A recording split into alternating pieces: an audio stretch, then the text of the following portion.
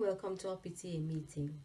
I'm your coordinator, Ms. Janine Rollins. Now, this afternoon, we are going to talk about the importance of play in child development. As we are aware that some parents have a little problem with their child playing. So this is just basically to educate us on the importance of play in child development. So we are going to go right into our presentation. Now, our title for this afternoon's presentation is the value of play in child development. So we are going to define what is play. According to Sheridan, 1977, she describes play as the eager engagement in pleasurable physical, mental effort or to obtain emotional satisfaction. Now, by the time children start school, they would have experienced at least 4 years of play. Vygotsky cited in Singer and Singer 2005 suggested that the act of play for children could be seen as the equivalent work for adults. According to Article 31 of the United Nations Convention on the Rights of the Child, it states that the parties recognize the right of the child to rest and leisure, to engage in play and recreational activities appropriate to the age of the child, and to participate freely in the cultural life and the arts. It also states that parties shall respect and promote the right of the child to participate fully in cultural, artistic life and shall encourage the provision of appropriate and equal opportunities for cultural, artistic, recreational and leisure activity.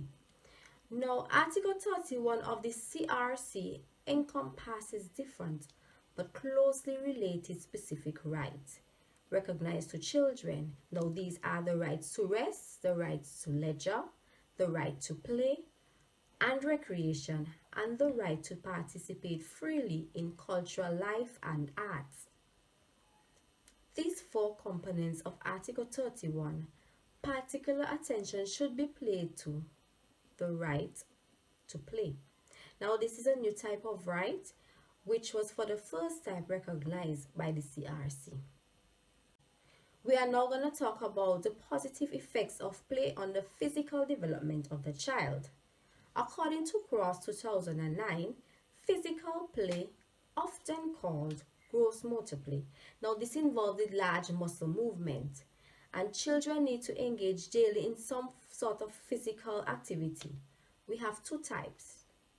We have the gross motor play, and this involves use of the large muscles in the arms, legs and torso. So, activities like running, skipping, hopping, walking and leaping. And then we have the fine motor play, which involves the small muscles, hands, fingers, and they move in coordination with the eye. Examples are using a pencil, using scissors, drawing, hammering and tracing. Now, physical play is very important. It naturally relaxes active children, and we know we have some very active children.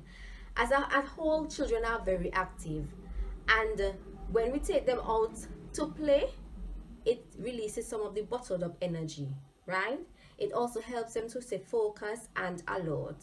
Sometimes they get frustrated, especially now in COVID time, because my son always wants to go outside to ride bike all the time, but then we can't go outside right now. So we have to find other ways and means for them to be active in order for them to release some of their bottled up energy and also to increase their attention span. It also helps the children to maintain proper body weight. You don't want an obese child. You want your child to be fit and healthy. They also develop greater balance, especially for the toddlers and the infants, improves gross motor skills and builds strong muscles.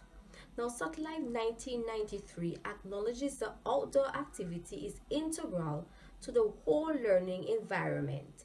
In addition, it offers particular opportunities to promote physical skills and to satisfy the children's sense of adventure. So we just did physical, we're moving on to cognitive.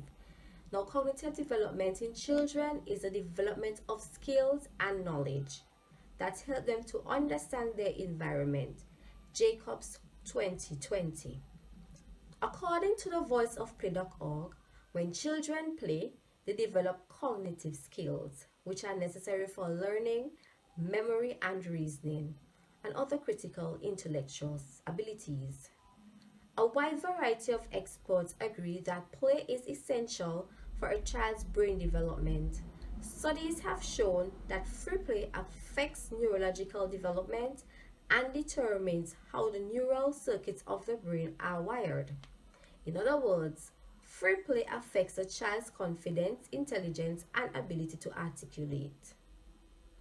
Now, the positive effects of cognitive development, we have that it helps in developing language and reasoning skills, encourages autonomous thinking and problem solving, as well as improving their ability to focus and control their behavior.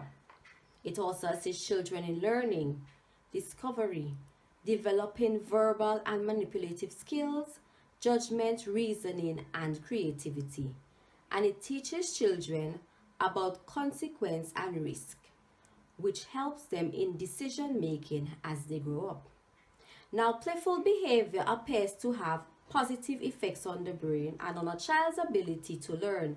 In fact, play may function as an important, if not crucial, mode for learning. Dawa 2014.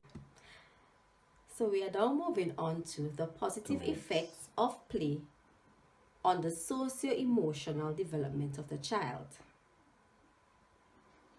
Now, socio-emotional learning includes a child's ability to understand the thoughts and feelings of himself and others, and to use the knowledge to practice skills necessary for appropriately interacting with others.